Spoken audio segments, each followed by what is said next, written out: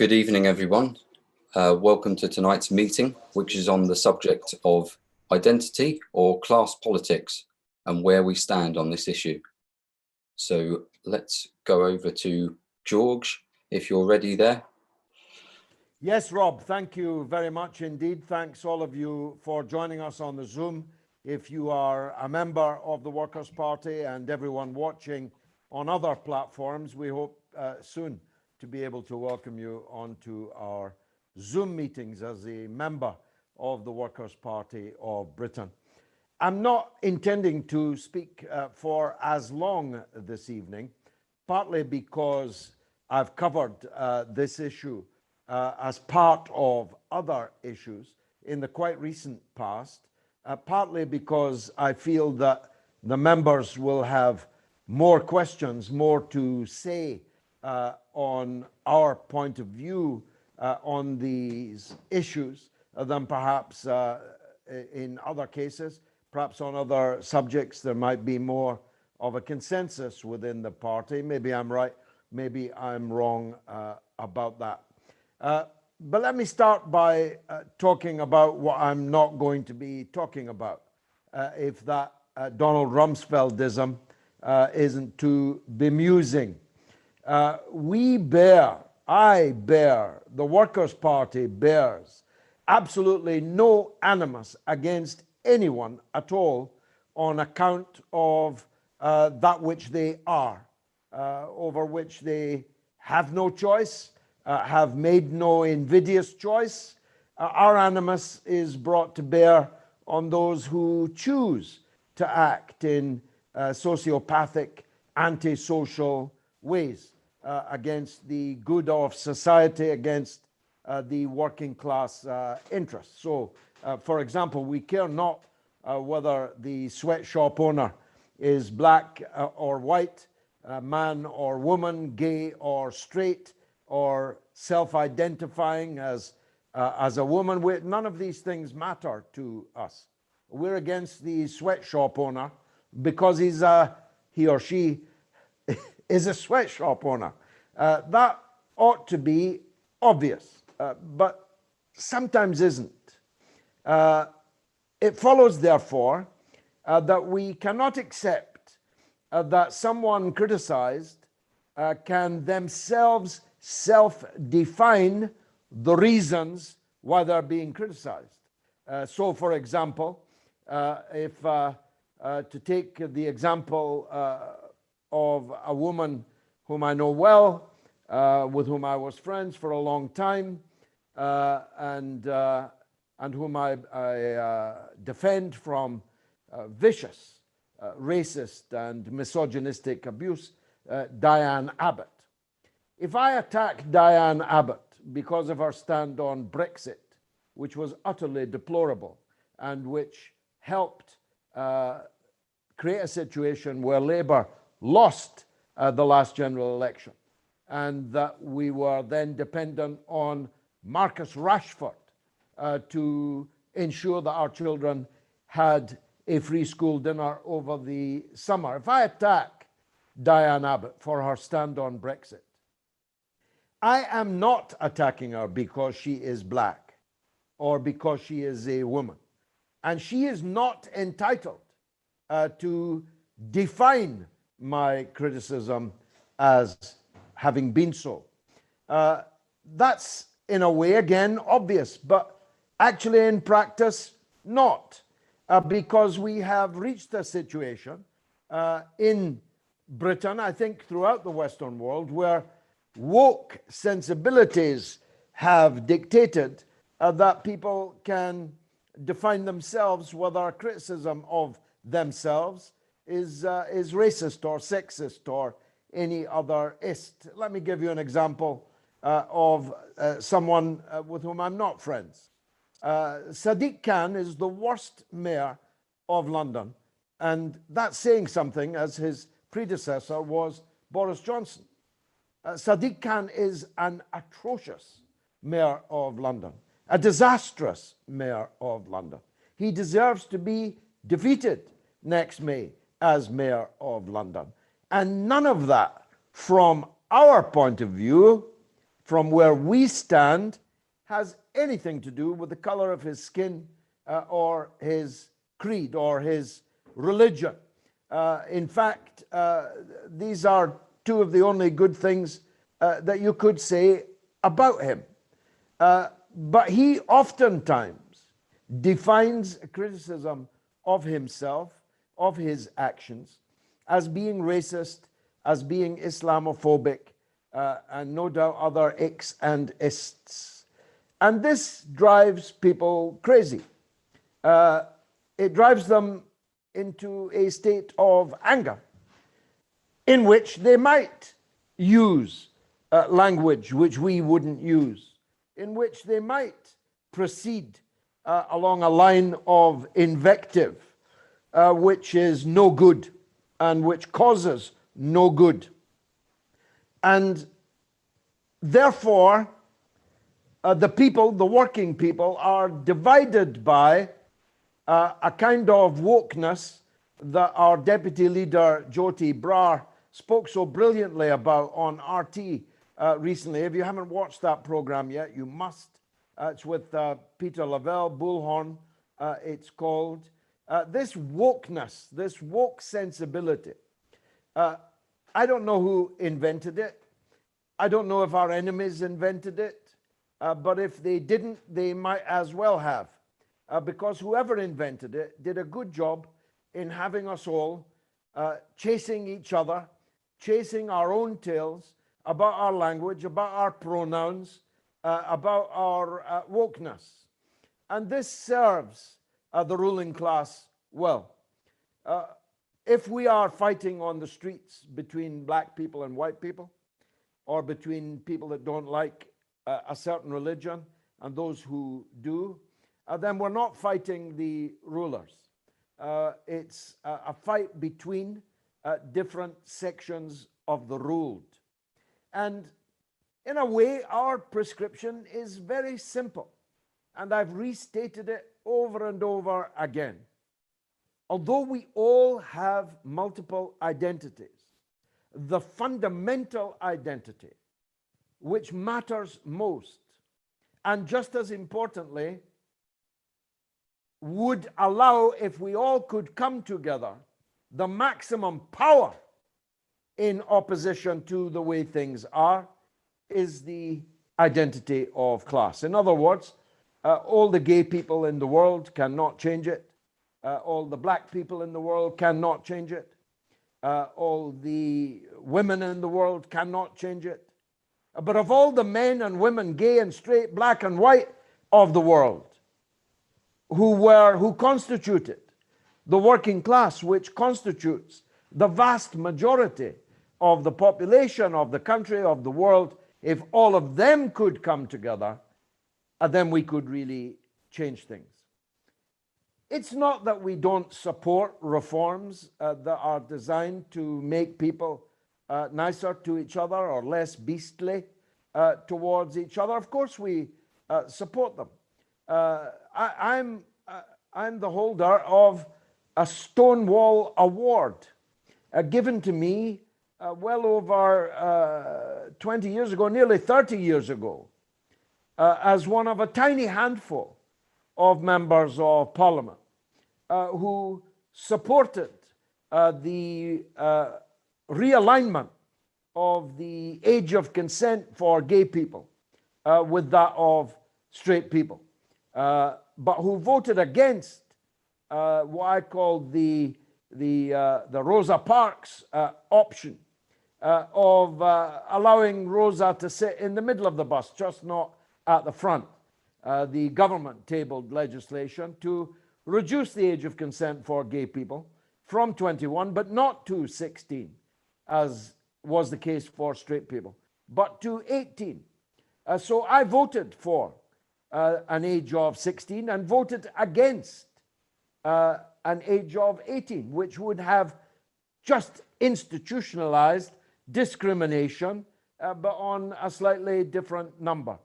And I was given a Stonewall Award at that time. In fact, if you examine my voting record in the House of Commons, you will you will discover it flawless from the standpoint of gay rights.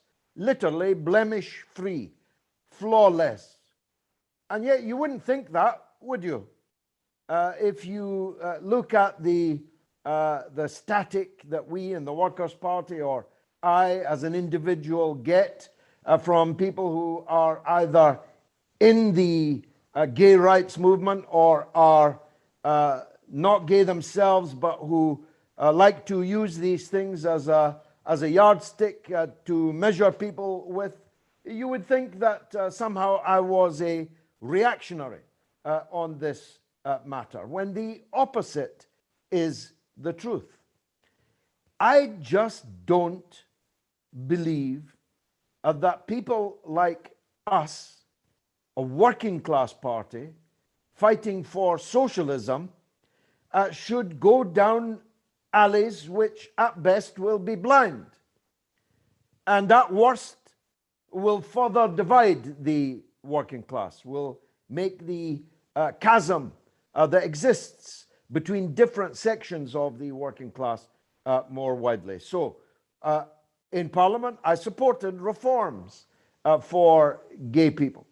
But I always pointed out, as I've always pointed out to you, and do so again now, if life became perfect for gay people, if discrimination was finally consigned to the Bristol Harbour, if everyone was absolutely woke about the rights of people to love whom they like and where they like, with obvious limitations of public decency, if people were able to hold hands, kiss, do all the things they wanted to do, that would all be fine for those people, but it wouldn't change anything about our society fundamentally. And it's the fundamentals of our society that produce discrimination, bigotry, hatred, racism, and so on. In other words, if you, or perhaps I can call in aid here James Connolly, if you run the British flag down the flagpole in Dublin Castle and replace it with a green flag, but don't change anything else, then you will be merely exchanging one form of domination with another. Whereas we want to run a red flag up over the castle. We want to fundamentally change the relation, the fundamental and most important relation, the relation between wealth and power and the working class, which generates that wealth and affords that power to the holders of that wealth. So we support reforms like toppling Colston into the Bristol Harbour. It wouldn't have been our first choice. I've lost my screen. I hope you can still see you. It wouldn't have been our first target if we had a large crowd who were ready to take direct action. But of course we support it. We despise Colston. We despise Rhodes. We despise the colonialists, the imperialists, and the racists. And we are ready to support efforts through councils and governmental pressure and so on to completely reevaluate the public realm in terms of its statuary, in terms of its iconography. We support that. But we have a duty to point out that that will neither fundamentally change things.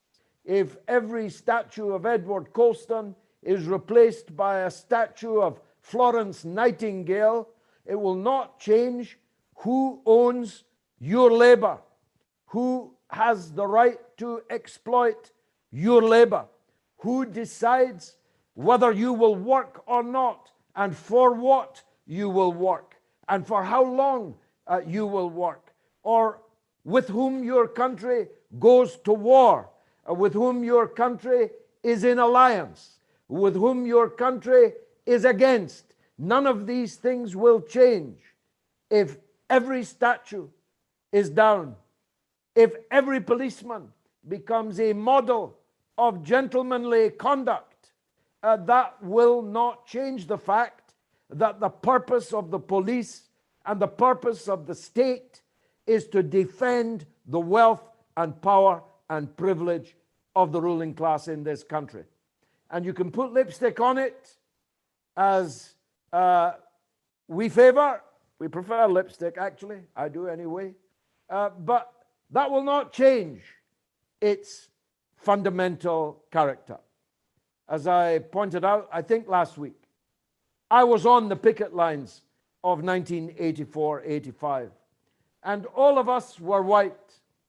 And every police officer wore a tie. Not like today when a police officer's 19 stone and clad in body armor and wielding a fearsome array of weaponry. They were all wearing a tie. They were all white. We were all white. All they had was truncheons. But they laid into the miners with a savagery which was unsurpassed in this country for the best part of a century. Ditto in France. The yellow vests, it didn't have to be black. Most of them were not. They didn't have to be Muslims. Most of them were not. But they were brutally, ruthlessly suppressed week after week, with not a murmur of protest, by the way, from the British left as a whole. The British left didn't want to know the yellow vests. And that's one of the problems. Because for many in the British left, this was a very large body of predominantly white people challenging political power in France. And so woke has the British left become that automatically rang alarm bells with them. There's something wrong with this yellow vests. They're all white. And that, I think, is part of the problem to which I am alluding. So all the time, we will be arguing for unity. We will be arguing against tactics that serve to divide the working class we wish to unify. I close on one vexed issue. And here I know I'm going to lose the sympathy of some of the people watching. We cannot accept that if I self-define right now as Marcus Rashford, I will not be him. I'm lacking in many, many attributes. Now, you can humor me if you like and call me Marcus, but I cannot be Marcus Rashford. And a man cannot be a woman. A woman is a biological and scientific definition of a human person, of the female sex. And that cannot be changed. Sure, you can wish that you were, and many apparently do. And if you come across me, you will find me unusually empathetic to you. As I've said to you before, I had a comrade who was a man, who transitioned to a woman, and who then transitioned back again. I don't know what his situation is today, but the last time I saw him, he was back to being a man. And so I'll call him he. And I called him he when I first met him, and I shook his hand. I called him she when he transitioned, and I kissed her cheek. And when he transitioned back again, I called him he, and I shook his hand. That's just the way I am. I'm empathetic to the human condition. As Marx said, nothing human is alien to me. Trust me, I've seen it all and more than once. But whilst you can define yourself as a woman, you cannot force other people to accept that self-definition of yours. Least of all can you expect, coerce public policy to accept your definition. You cannot demand to run in a girls' race or play in girls' netball. You cannot demand to get changed in a girls' changing room. You cannot demand to use a woman's toilet, because just as my right to swing my fist ends at the end of your nose, so your right to live your life telling people you're a woman ends when you seek to transgress on women's space and women's rights. And that is something that differentiates the Workers' Party from, it would seem, almost all of what calls itself the left. And I'm being generous in defining Labour as part of the left. Labour has gone completely berserk on this question, and the ultra-left Trotskyite organizations long ago went completely berserk on it. Labour, for example, has something we would not have, all women shortlists. But it allows men who define themselves as women to be members of an all-woman shortlist. Probably the most foolish political decision I have ever heard. Utterly ridiculous from every standpoint, even their own professed wish to use positive discrimination policies to get more women into Parliament and into council seats. So you set up an all-woman shortlist and you allow a biological, scientific man to be a part of that all-woman shortlist. That kind of madness is not for us, and we will call it out. We will resist any temptation to allow men to define themselves as women for the purposes of winning gold medals in girls' athletic sporting prowess, because it's not fair to the actual girls. It's not fair to the actual women. It is taking rights away from women and girls. And we cannot support that. And we now have a situation where the one-time guru of women's liberation, a friend of mine whom I've known for 40 years, Germaine Greer, is literally no platformed in Britain's universities because she will not accept that men have the right to declare themselves women and everyone else has to accept that they are women. Imagine. And there are others. Linda Bellos, a militant feminist and one-time ultra-leftist, lesbian activist, is similarly no platformed on university campuses and on left-wing platforms because she too insists that to permit, to accept this self-IDing is not just ridiculous, but it is an offense against the rights of actual women and actual girls.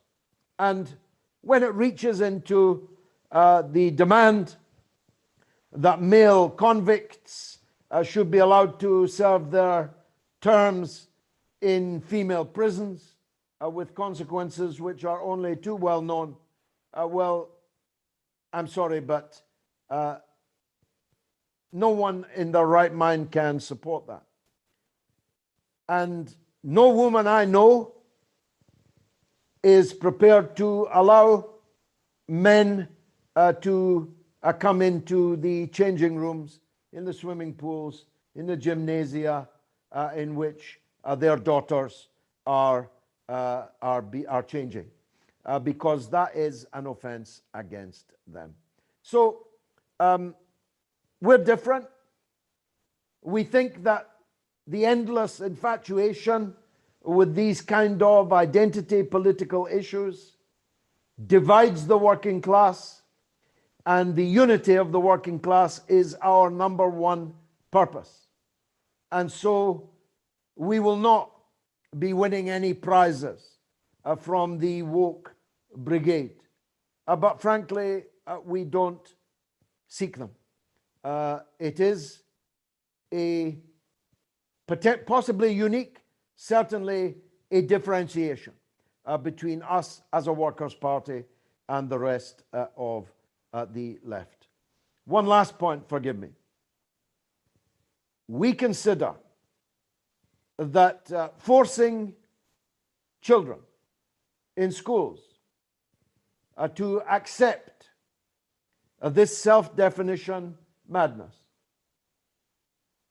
allowing children to be medicated with beta blockers and hormone treatment to divert their development is child abuse.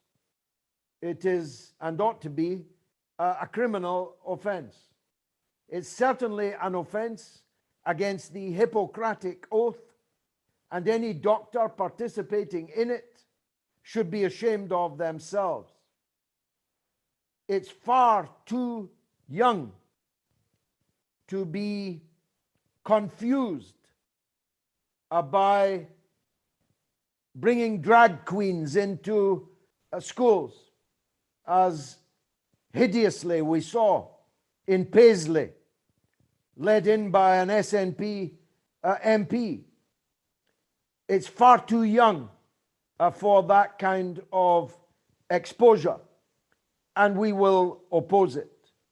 I'm confident that in so doing, we would have the support of the vast majority of right-thinking people in the country. It may earn us the opprobrium of people who call themselves left-wing.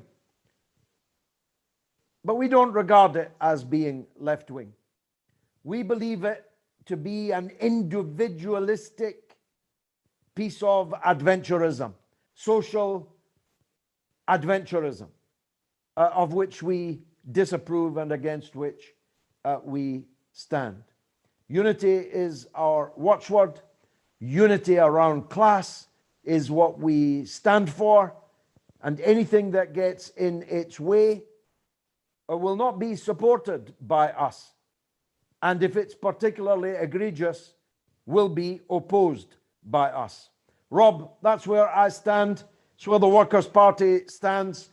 The floor is now there for everyone to respond. Any question? Thanks very much, George. Yeah, we've got some questions come in and some people wanting to make contributions.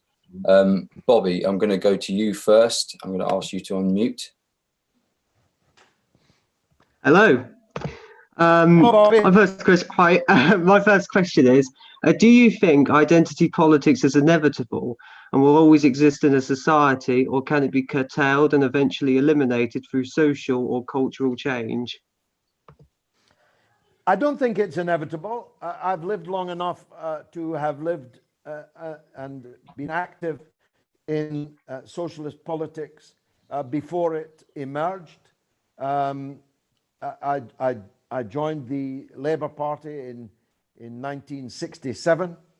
And so for at least a decade, maybe more than a decade, these kind of issues of identity politics were at the very least secondary, and whatever comes after secondary, thirdly, fourthly, to the class issues of the day. So that, for example, I was a leading militant at a young age in Labour Party politics and union politics in Scotland in the 1970s, and no such thing emerged. Indeed, I can date my very first exposure to it when I was speaking at a rally outdoors by the banks of the River Clyde. The chairman was Dennis Canavan, a hirsute, unmistakably male figure, and he introduced me, and as was my wont then, I opened with the words, "Thank you, Mr. Chairman," and a cat's chorus from men from the university began to hurl. At first I couldn't hear it, but it became clear they were saying, "Chairperson, chairperson." And I remember it because it was the first time I had come across this kind of mindset. I argued my corner then, but I gave it up as not being worth fighting about. I said, Dennis is a man and he's in the chair. And so I called him chairman. If he'd been a woman and in the chair, I wouldn't have said chairman. But thereafter I said chair rather than chairman. But the date of that was 1980. So in other words, the whole of the class fighting 1970s took place without me being conscious of identity politics as creeping into the discourse and indeed the preoccupations of the left. So I think that as it has not always been with us, it would be wrong to say that it always will be with us. Of course, everything changes, but the fundamentals don't change. Not from 1920 or 1820, they haven't changed at all. The issue for us is who, whom. Who rules and for whom are they ruling? And that will trump identity politics for us always. Thank you very much, George. Right, we've got a question from Mara. Let's go to Mara. Hi, George. A pleasure to see you again. Hello, Mara. I wanted to ask if you think identity politics is primarily a tool to rob the working class of freedom of speech. I had a conversation with McDonald a few years ago when the anti-Semitism crisis was in bloom. And I was suspended by the Labour Party for supposed anti-Semitism for ridiculous reasons. And I approached McDonald after a speech and asked him, but what's happening to the freedom of speech of members of the Labour Party? And his answer completely shocked me because he led me to believe that he assumed I was right-wing because I said I upheld freedom of speech, and that's supposedly it's a very right-wing concept. So do you think that apart from the obvious intention to divide and rule, do you think that perhaps it's also an attempt to rob people in the working class of freedom of speech and to rob people of their means to talk about real oppression and instead sanitize things on the speech level, as if, you know, if everybody speaks nicely and doesn't offend anybody, then surely we all live in a world without oppression.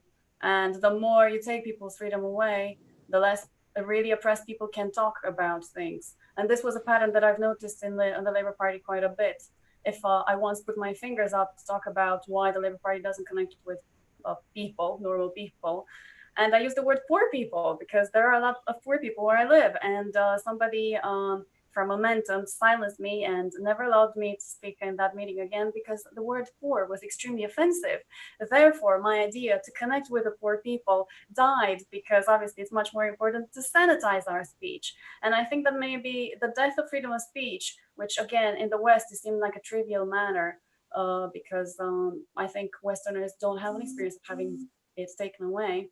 But it's kind of the canary in the coal mine of what's becoming a very intensive tyranny. And again, as a Romanian, I've lived through a covert tyranny, and I can tell that the way to control people is absolutely by taking their freedom of speech away. So what do you think of that? Well, I think that's a very interesting angle. Nothing that you could tell me about Ramsay MacDonald would surprise me at all. And that didn't surprise me. It is indeed offensive to be poor, but it's not offensive to talk about people being poor. And the example that you give, the experience that you had, tells us everything about the way in which the so-called left in the Labour Party and outside of it has travelled down this rabbit hole. It's found most acutely on the issue of trans rights. There is no doubt, I'm here to tell you, I could show you my scars, there is no doubt that there is a reign of intellectual terror in the country about that subject.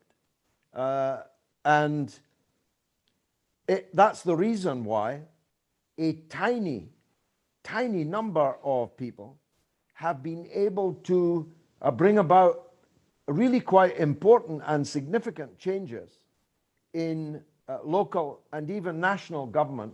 Boris Johnson seems to be putting the brakes on it now, but until this week, it seemed like an unstoppable juggernaut, that children's sexual development can be the subject of intervention by educationalists and by health professionals on the basis of the child's wish for that development to go in one way rather than another.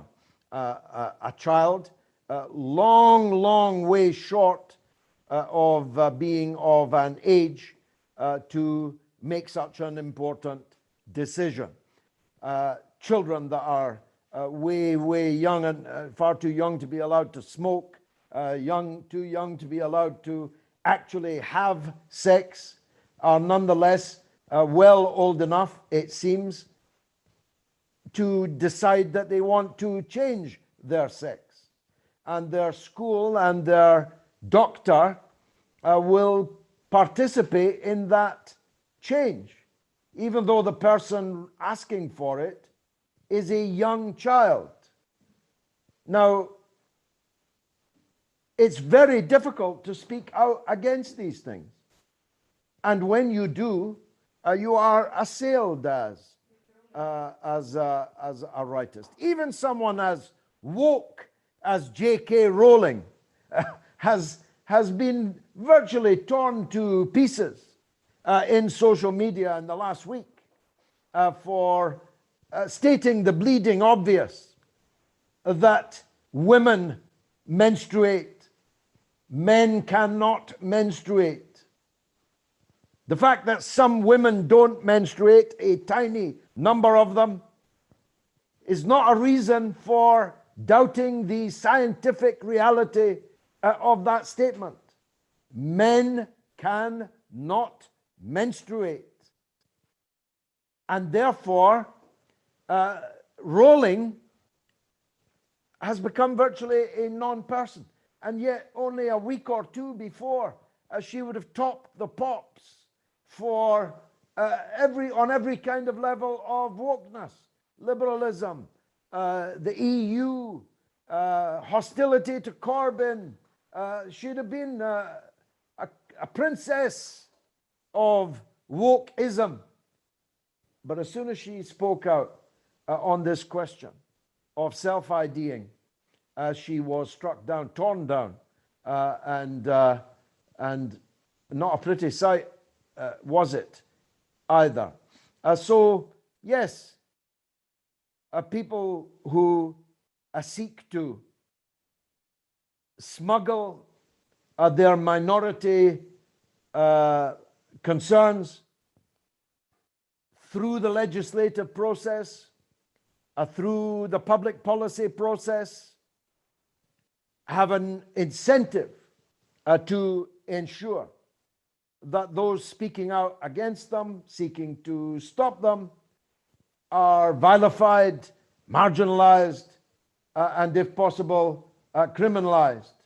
And that's something that we will not put up with, not least because the working class, who don't all have the vocabulary of wokeness, are the first people who will be policed by the woke police for their un-PC views on these or even other matters. And we will never stand by while the working class is silenced.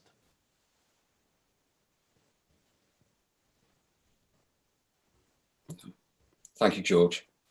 I've got a contribution from Christina now to go to. Hello, comrades. Hello, George. I hope you can hear me fine. My connection is not brilliant tonight, but the discussion is. Very good. So we know as socialists, capitalism brings barbarity, and individualism breeds cannibalism. Apparently, what you described there with Rowling, it's sheer cannibalism.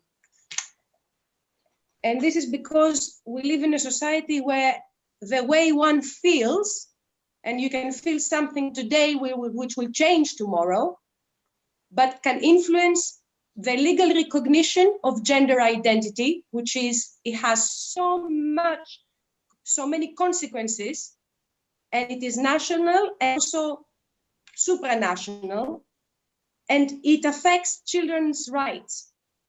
And the thing that worries me is that when we allow 5-year-old children to choose their gender expression at the age of 5, how does that protect them from legislation tomorrow that will bring the age of consent to that age where they can actually choose their sexual identity, right? So it really gives me goosebumps to think about that, because capitalism basically wants to exploit the last taboo, which is the children, the most vulnerable. This is the last taboo that we have as a society, and it's already happening. And we call prostitution sex work, because this is how capitalism dictates us to call it. And we call slavery child work. So this is how we start changing our vocabulary so that these things become permissible. Now, a lot of people see through this, they see it as a rampant imposition from the ruling classes. And I, for one, I've been in academia for many years, and I saw how these more postmodern doctrines of identities started influencing the way we teach humanity. So there's a whole generation that now has been educated in seeing the world through this doctrine. And there is, as you very well described, there is a huge mass of people, ordinary people, who perceive this as a degeneration of an unfair and immoral system. They understand that this is directed against them, and they understand that this is against family itself. However, as a socialist, I see this as a very worrying thing, because the reaction of the masses right now, as we saw it, is extremely favorable ground for the rise of fascism. Because fascism comes exactly at this point, it pretends to be with a part of the people, and it pretends it wants to purify society from this phenomenon of degeneration. And historical research has demonstrated this, how important this logical and psychological factor was for the rise of the Nazis in Germany, on the basis that the Weimar Republic was degenerate. So we have to be very careful here. We are the left that actually wants to treat these phenomena scientifically and objectively and historically, and not based on how people feel. And we mustn't forget that this is capitalism that wants to turn everything into a market. This is the principle, it's profit. Let's look at the economics. If you go, I checked, my daughter is 12 years old. I was checking the other day what she's been exposed to through Instagram, for example. Instagram manipulates for this generation of young kids a variety of sexual orientations as products to be sold. But it's the kids themselves with their own bodies exploring sexual expressions at the age of 12, putting up mascara if you're a boy, and being celebrated as an icon of liberation at the age of 12 on Instagram. This is a new market to be exploited. It suits capitalism. This is why they do it. We have to understand this. And the exploitation, as I said, is going to lose all kinds of taboos. But we cannot play with the biological core of the family, because the family it has a biological reality. And this biological reality, to have a baby, you need an heterosexual couple. How can we play with this? Again, capitalism plays with it. It creates surrogacy. It creates a market of surrogate mothers, which is an abhorrent exploitation of the body of the woman and of maternity. And it does that again for profit. So we don't need to look for more sinister motives. The more sinister and barbaric motive is the motive of profit. People who relegate other people to the position of being breeding machines for those who can afford to pay for it. So the problem is not moral. The problem is scientific, historical, and objective. It cannot be based on a choice that we have. It's not a symbolic construction. It has reality. And if we don't protect children, we don't protect family, we don't protect women, we will lose everything as a society. We lose our biological, I call it biological core. So therefore we become just a mass, a malleable mass of consumers. And nowadays you're not, even as a baby, you can be a consumer. They teach as a baby, look at the access that babies have to the technology. They become consumers from day one. And capitalism promotes that. And as you very well said, there are people in the left who think it is radical. It is a criterion of social movement purity to see individual rights as the holy grail. Well, we're not here to pretend that individual rights are going to solve problems.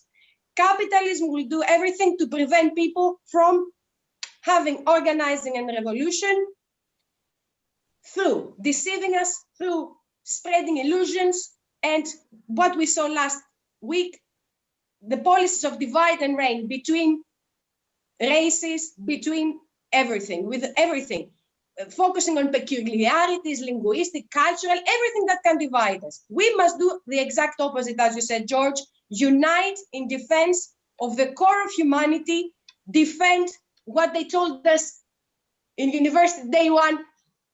They told us big narratives do not work. There is no big narrative, right? Big narrative meaning everything that can make people understand that we have collective identities such as class. And it is the opposite that we have to do as a party. We have to unite on the basis of solidarity with those that the system oppresses in real terms, in objective terms. Who is hungry? Who is homeless? Who is the woman who cannot afford child minding and has to, to stay at home and feed the kids right now in this crisis? Objectivity, reality, material conditions. This is what will unite us. Sorry, I have a lot to say on this subject. I'm sorry if I went on for so long. Thank you. Don't be sorry. You did have a lot to say, and all of it was extremely powerful. And I won't seek to repeat it. except in this regard. Marx predicted that under capitalism, all that was solid would melt into air, and all that was sacred would be profaned. And that is exactly where we are now. That which was once solid in our lives has melted into air, and all that is sacred, like the family, like love, like children, like community life, is being profaned, and it's being profaned in the name of profit, in the name of individualism, and that masquerades as socialism. It is absurd. I know that capitalism reduces everything to the cash nexus, but for us, for people on the left, to be brandishing terminology like sex is work, sex workers, these are absurdities. They are reducing even the most intimate relations between human beings to being a cash transaction. And we will never accept that. Big narratives are not over. In fact, it's only the big narrative that can liberate all of our people, irrespective of their peculiarities, irrespective of their singularities, all of which we accept and respect. We will support discrimination against none. We will support bigotry against none, hatred of none. Don't misunderstand or misrepresent us. We will, if necessary, stand and give our blood in defense of a human being being attacked for their color or their sexual orientation. But our big narrative is that the unity of the working class is the only way to fundamentally change our society, to take power from the powerful, to redistribute the wealth of the wealthy. That's our goal. Thank you very much, George and Christina. I'm going to go to Sophia. Now you've got a contribution to make. Hi, George. Hi, Sophia. Hi there. Look, the establishment have a very powerful tool they use to divide us, and that is identity politics. And wow, has it been effective over the last few years. So I joined the Labour Party in 2016 because of Jeremy Corbyn. I wasn't really interested in politics before then. And there was a real buzz, you know, great policies. We respected the result of the referendum. You know, there was a real movement similar to the Bernie Sanders movement in the States. Now you fast forward to 2019. If you were mad enough to be out campaigning for Labour last year, it was awful. We'd moved from, you know, and we were on the offence in 2016 and 17. We were constantly defending ourselves last year, our Brexit position, our policies, the smears on anti-Semitism. So what took place in that time? Well, I'm going to share my experience. Now, I was a Remainer, and at the time I was overseas and I'd seen the mainstream media coverage of the referendum and Brexit. I came home to find out my family and most of my friends had voted to leave. And I was furious. You couldn't reason with me. I was blindsided with my hate for Nigel Farage. I thought the campaign was racist. And it was fed on a very anti-immigrant rhetoric. And I was angry, but I did listen to my family and friends, and I did go away and I studied. And for context, my mum is black, my dad is white, I'm mixed race, my family and friends are very mixed, and they predominantly voted to leave. And I couldn't understand it at the time. Now, the penny dropped when my mum said to me, she said, "So why do you think the campaign was racist?" And, you know, the realization hit me because I had learned that nearly every real socialist and communist and several trade unions and Tony Benn and my hero, Jeremy Corbyn, that got me into politics in the first place, all wanted to leave the EU. So why were there no voices of the left? Why were you not invited on the mainstream media platforms like, you know, Nigel Farage was? And Lexit was very much dismissed as a loony lefties fringe. So then it started getting nasty. And, you know, people were saying that those that voted for Leave were thick. I was thinking, hang on, my family are better educated than me. And they were saying that Leave voters were racist. Well, okay, now you're just brushing over the fact that many Black and brown people voted for Leave. And they said, you know, they voted because they believed something on the side of a bus, you know, and they'll vote better next time because they didn't know what they were doing. And I just found that unbelievable, because even though I was blindsided by what I'd seen in the mainstream media, my friends would tell me all about neoliberalism, collective bargaining, attacking workers' rights. And you want to talk about racism, occupation of the Western Sahara, the EU support. You know, what about the crisis of the refugees? So I'm ashamed that I was on the same side of those people that were, you know, punching down. It was pure Benefit Street energy, if you remember that awful program.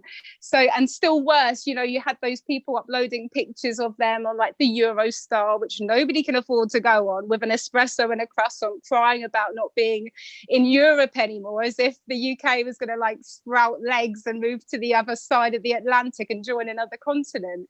So I changed my position on Brexit, but I wasn't very vocal about it because I didn't want to be judged how I judged others. I'll be quite frank. And I know people that voted for Brexit, white people that voted for Brexit, that didn't admit to it for fear of being called a racist. And this is the danger. This is where, because look at the voter turnout. There was a universal conscious awakening for change. It happened with the election of Trump.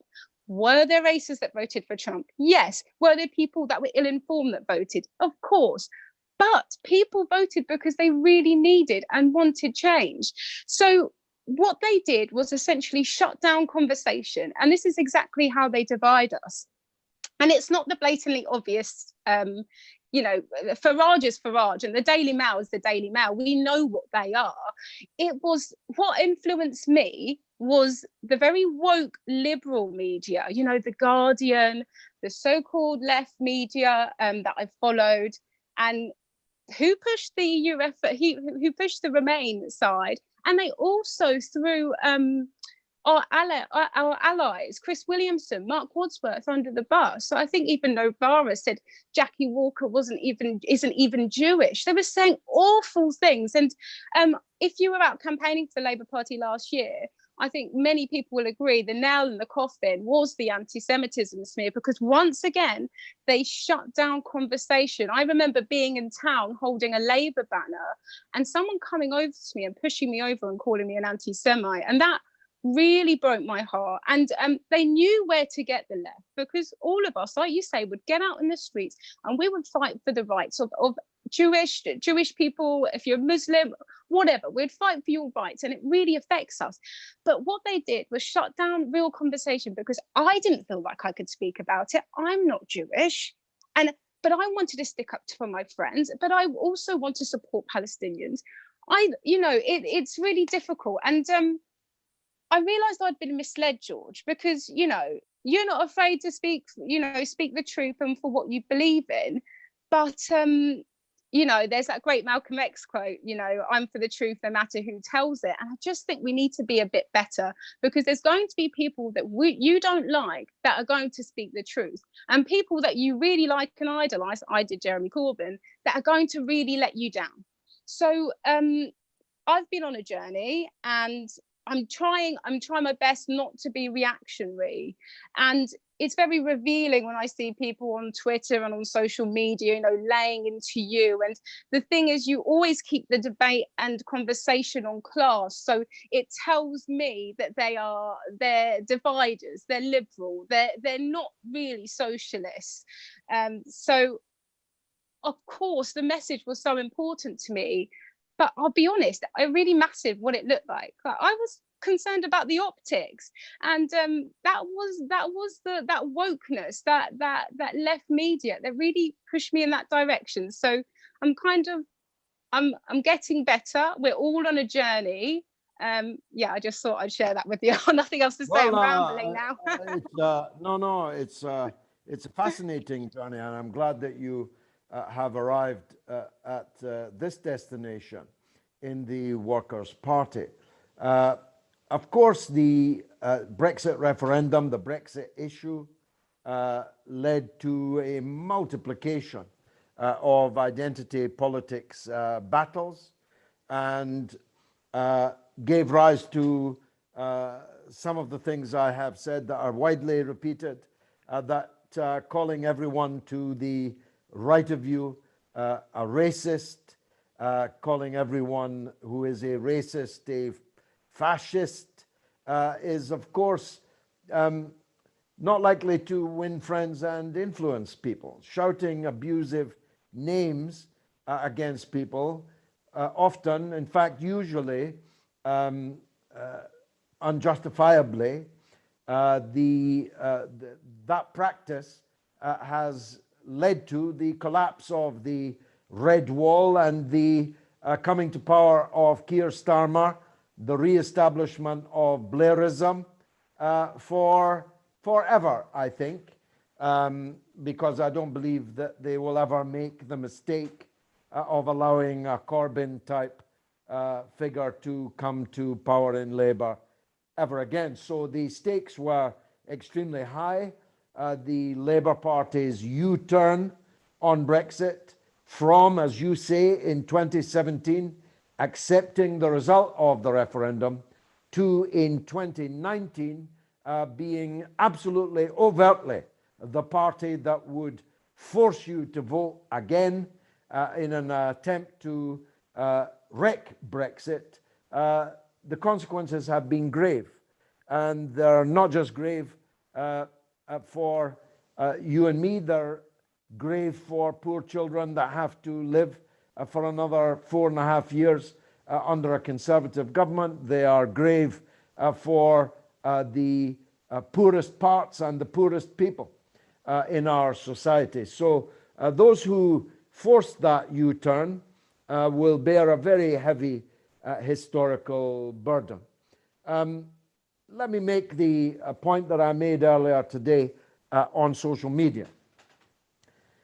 Apart from Nigel Farage opposing the Iraq war, the war that Labour waged and which killed 1 million people, and the Brexit issue, I have nothing in common with Nigel Farage. I have met him 3 times in my life, twice in TV studios and once on a platform, a public meeting. That's it. I have not set eyes on him since 2016.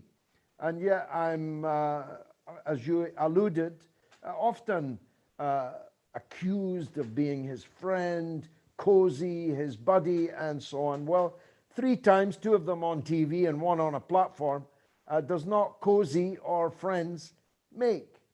But I believe that in a binary referendum, my choice of being on a platform with Nigel Farage was better than the platform of the Remainers being on a platform with Tony Blair. Tony Blair killed 1 million people. Nigel Farage didn't kill anybody. And so this name-calling culture is part of the identity politics issue that we are talking about tonight. The EU immigrants who were in Britain were overwhelmingly white people. The jobs and job insecurity and increasing rents and increasing inability to access public services in Britain were suffered more by people of color than by other people. The unskilled, low-paid white immigrants from Eastern and Central Europe were competing first with black and brown people in Britain. That's why 30% of black and brown people in Britain voted for Brexit, even though the myth was fostered that black and brown people in Britain regarded Brexit as racist. And as I always say, if you think England's racist, you've never lived in France. If you think that Britain is racist, then you don't know the EU at all. And neither do you know the extent to which black and brown people are right now being drowned in the Mediterranean with the fortress European Union not giving a toss about it. And the EU's foreign policy towards Libya, for example, turning it into a slaver's hellhole. The French government, the British government, the Italian government, all of them bombing, attacking, destroying Libya. What's racist? Supporting a Brexit or supporting that kind of a European Union? But that's last year's battle.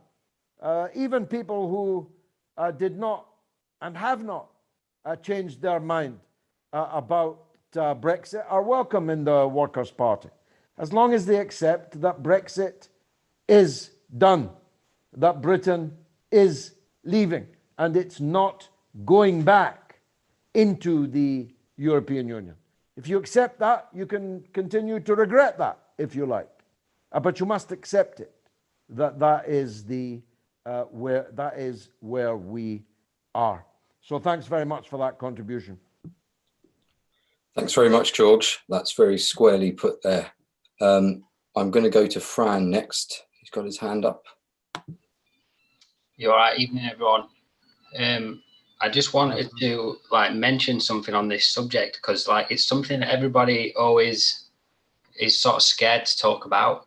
But it's not just about one thing. Nobody who is anti-identity politics is against anyone else's right to exist. We're just against the pitching of two groups of people against each other, and we're for uniting those groups of people who would be pitched against each other, and directing them at the right people, which is the capitalist class. This sort of thing reminds me of the old pyramid of capitalism painting from 1910 or whatever. I don't know if anyone's seen that, but it's like a pyramid. Yeah. You've got the bourgeois, then the church, then it's the royalty at the top, then the church, then the army, then the bourgeois, then the workers at the bottom that are all getting trampled on because they're scrabbling around fighting. So if anyone wants to look up that up, it's called the pyramid of capitalism. But I just wanted to highlight that it's not about just trans people or gay people, or this is about white nationalism. It's about black nationalism. It's about feminism. It's about subcultures fighting against each other. Mods and rockers are different identities that fight each other. This goes down deep. Some groups are more life-threatening than others, like subcultures, for example. But these are the things that we need to identify and unite. If mods and rockers united to fight the government, then what a beautiful sight that would have been back in the 60s. So yeah, I just wanted to highlight that to our members, that this isn't just about trans people.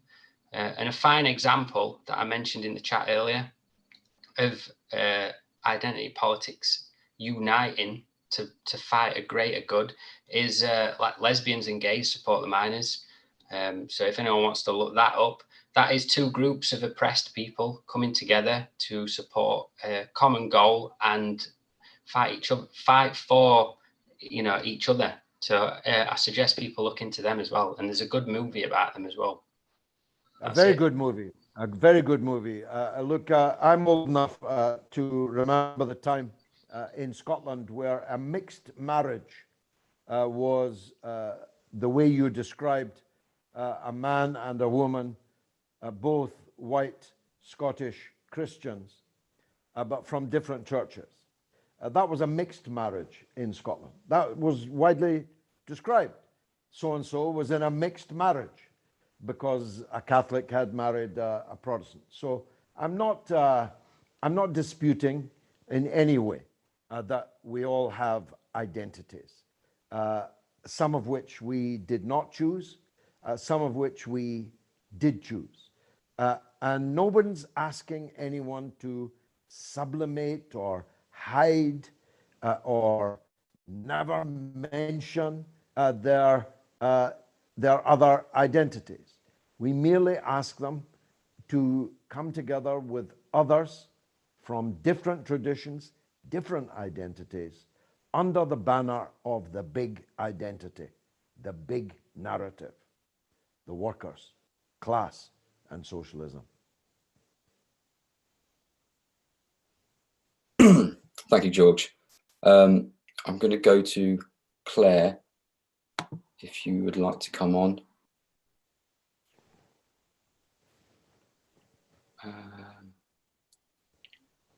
Okay, Claire did have a question, but maybe isn't able to respond right now. I'm going to go to the next person. Okay, can you hear me now? Ah, yes, can hear you now. Brilliant. Hello, Claire. Hello. Hi, George, and hi, everyone. Wow. Christina basically said everything I wanted to say, only at such a high level. Really, really enjoyed listening to everybody.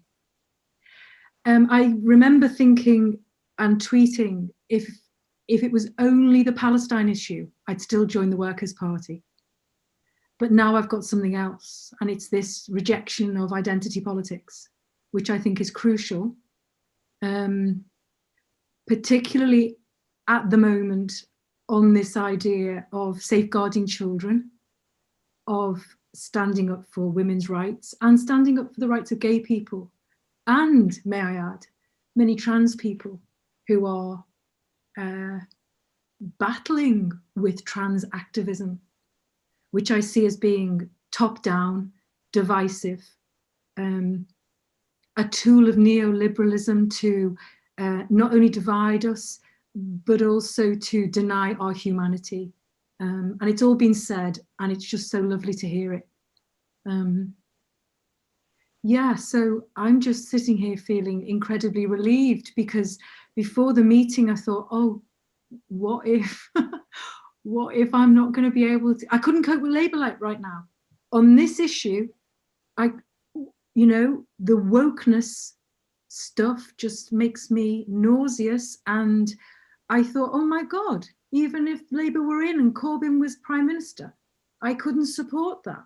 I couldn't support the erosion of women's rights for another group. That doesn't make any sense. People losing jobs, people being deplatformed. Amazing. But I don't have to, because I'm not in that party anymore. And I'm in a party which so far reflects what I believe, which is incredibly pleasing. So thank you very much. Thank you. Thank you very much for a beautiful contribution. Jeremy and that section of the Labour Party have a lot to answer for in the development of identity politics. They were in the vanguard of that identity politics.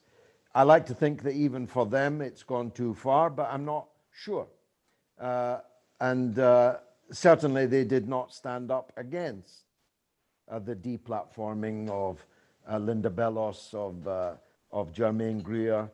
They did not oppose men being on all women shortlists as long as they defined themselves as women, and so on.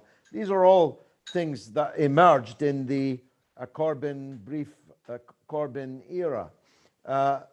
And it's always been a difference between me and them. I was never a liberal, but for far too many people on the left, they confuse socialism with liberalism, and it isn't the same thing. Liberalism is a concept of individualism, and we believe in collectivism. As I put it, borrowing on from Neil Kinnock, we believe in us and always, not me and now. And I think that dichotomy, whilst unpopular with the rest of the left, is popular with the mass of the people. I'm perfectly sure if I took this microphone now out onto the streets and asked 100 people where they stand on these issues, the vast majority of them would be standing with us. And it's a small minority of woke liberals who have brought us to this place. The silent majority has been terrified into submission, terrified of being thought to be a reactionary, terrified of, as the last speaker said, actually even losing your job, because you can lose your job. In the media, you are guaranteed to lose your job. If you're a TV or radio presenter on one of the mainstream broadcasters, outlets, and you challenge, as we are doing now, these new orthodoxies, you will lose your job. And that will be true in many other workplaces too. And this censorship of people, which inevitably means the censorship of working class people who might fall foul of the language rules, might fall foul of the pronoun rules, then we can't accept it. We oppose it. It is not the same thing. Liberalism and socialism are not the same thing. They never were, and it's the fault of the so-called left that the two became conflated. And that, of course, takes many other forms. It's not just on this form. I have thought since the 1980s that the labor movement began to sound like they cared more about criminals than they did about the victims of crime. That they cared more, and Harriet Harman and others were really all involved in it, in redefining sexuality and ages of consent and so on.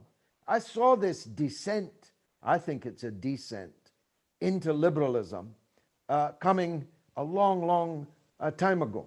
And I'm not only happy now that we're all in a party that is not afraid to call that what it is and to stand up to it. Thank you, George. It certainly is a point that we should, all be quite clear about. It's going to be a duty for us as members of the Workers' Party to really help to separate these ideas and to demonstrate to people that, no, liberalism is not socialism. We do see that the language around that is used quite frequently in mainstream media. You see certainly in like the US media, the liberal side of politics is always referred to as the left by both sides, really. Yeah. I'm going to go to Bob here. He's got his hand up.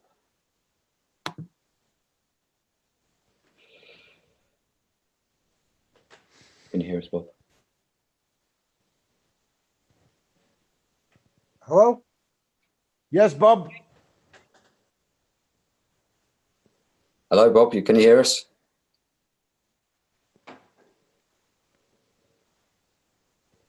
No, I'll go to the next person. There's Bob there. Yeah, he's there, but can't hear him. I can't hear anything coming through. Okay, let's come back to Bob. Can George hear me? There you go. Yeah. Yes, I can. Yeah, listen, I was going to say, look, I reckon, if you're gay, lesbian, trans, whatever, that's up to you. it's a personal sexual decision what you want to do with your life. Now, I agree with them doing whatever they want to do, but why do they feel the need to impose it onto other people? Because I don't go around saying, "Hi, my name's Bob, I'm straight." You know, if I said, you know, well, I did actually, I called a lesbian, and I got charged for a hate crime, and it cost me 300 quid, even though she was a lesbian. I don't understand it. Why? I mean, it doesn't make any sense. Well, I think a lot of our people have become confused, bemused, frightened, for the reasons that I spoke of earlier. We, though, have to be clear. Socialism for us means the family. It means the community. It means the society. It means the country. It means the rights and the progress of the working people in that community, in that country. And that is a direction of travel. And we will not deviate from it. What I was trying to ask was, why do they feel the need to instill it onto others? Because when I was younger, I was alone, and I was taken in by a guy who, you know, was trying to be my friend. The next thing I know, he's trying to turn me into a gay, and I didn't want that. He tried to make me something I wasn't. Yeah, and that's not right, is it? Surely. Well, of course, I don't want to go into your own individual case, but everyone has. I mean, there's quite a wide spectrum of sexual desire and taste, and everyone will be different in that regard. And everyone is entitled, if they are consenting and if they are adult, to have sex with whomsoever they please and in what way that they please. But they cannot expect the public policy to be changed to suit their particular proclivity. That's all I'm saying in relation to the trans lobby. Thanks, Bob.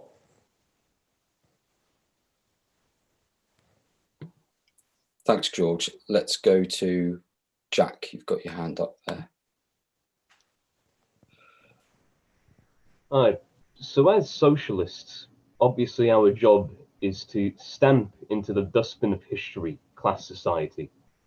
It is to tear down the institutions which the ruling class use to suppress us, to pummel us into the ground and rinse us for all the money that we have to afford them their luxury lifestyle.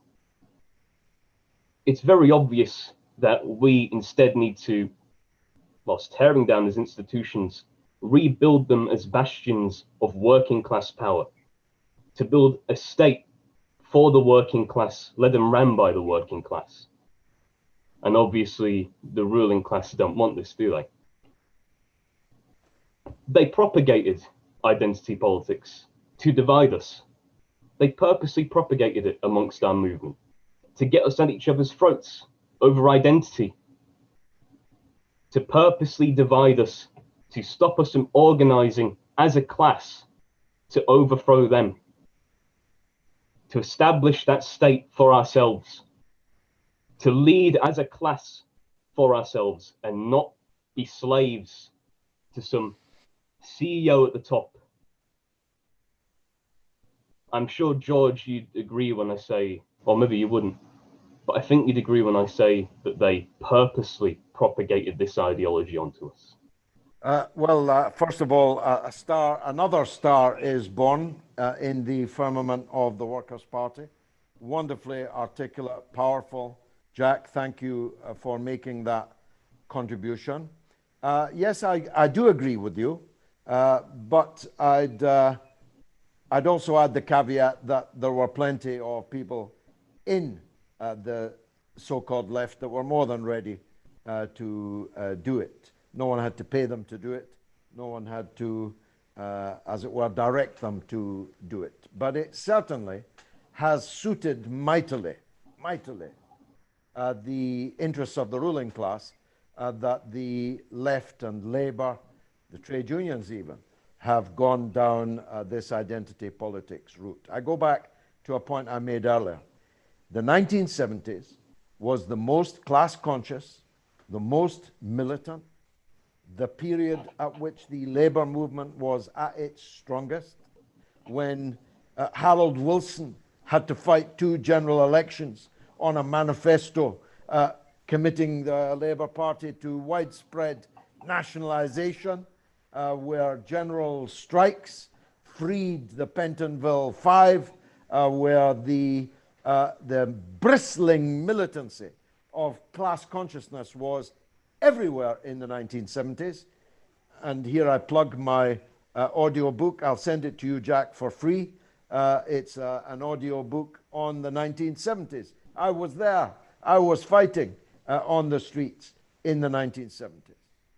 And that period has as much in common with 2020 as,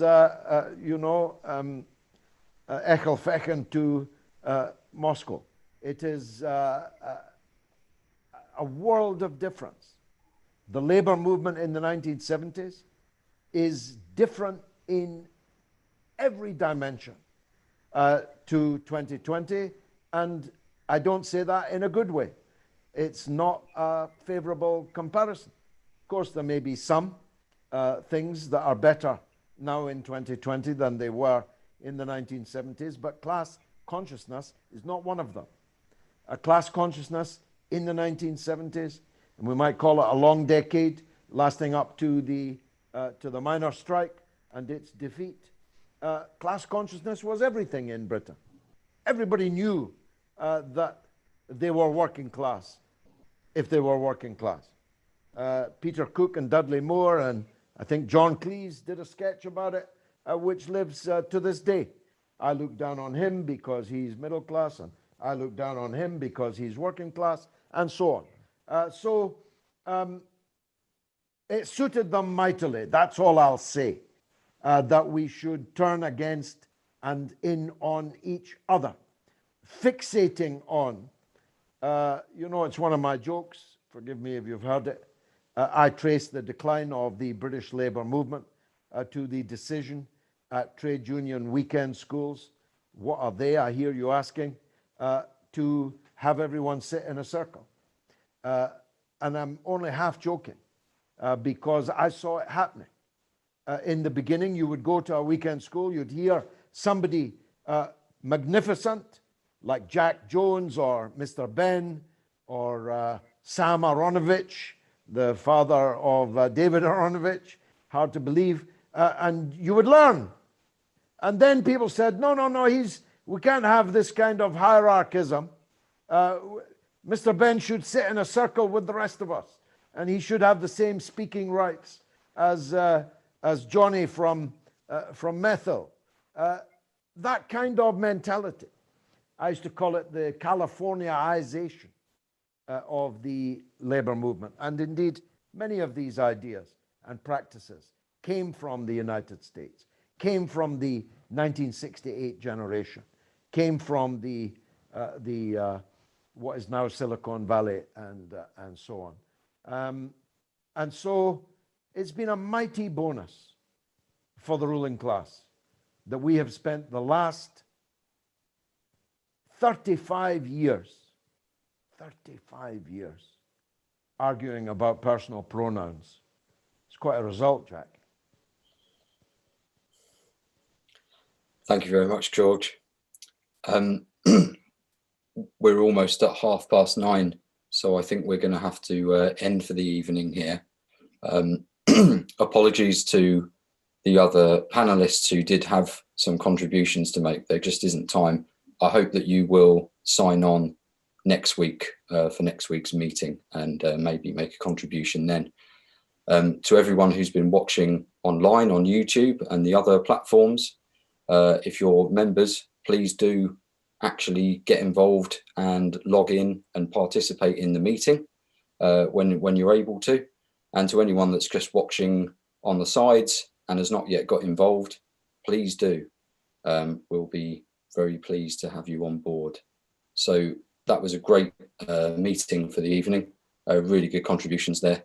And I'll leave the last words to you, George. We can leave off. No, just to echo what you said, I think a lot of our members are watching on social media, but not on Zoom. We need to teach our people how to download Zoom, and that there are no dangers at all in doing so.